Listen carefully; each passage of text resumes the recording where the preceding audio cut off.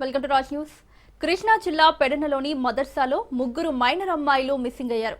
కాకినాడ, విజయవాడ, బంటుమిల్లి ప్రాంతాలకు చెందిన ముగ్గురు టీనేజ్ అమ్మాయిలు మిస్ కావడంపై ఆందోళనలు వ్యక్తమవుతున్నాయి. మర్కజ్ దారుల్ బీర్ మదర్సాలో వొకేషనల్ కోర్సు చదువుతున్న ముగ్గురు అమ్మాయిలు మిస్ అయిన ఘటనపై పోలీసులు దర్యాప్తు చేస్తున్నారు. కొన్ని రోజుల క్రితం ఒక అమ్మాయిని బంటుమిల్లికి చెందిన అబ్బాయి మదర్సా ముందు దించిన విజువల్స్ సీసీ కెమెరాలో రికార్డయ్యాయి. ముగ్గురు అమ్మాయిలు బుర్ఖా ధరించి మదర్సా నుంచి వెళ్లినట్లు సీసీ రికార్డులను పరిశీలనలో తేలింది. అమ్మాయిలు కనిపించకుండా పోయిన విషయంపై మదర్సా ప్రిన్సిపల్ అహ్మద్ షబీర్ పెడన పోలీసులకు ఫిర్యాదు చేశారు.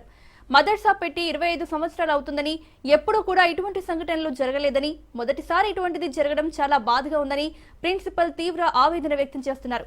Pedana circle inspector Nagendra Prasad, SI Satyanarayana తమ సిబ్బందితో విచారణ చేపట్టారు.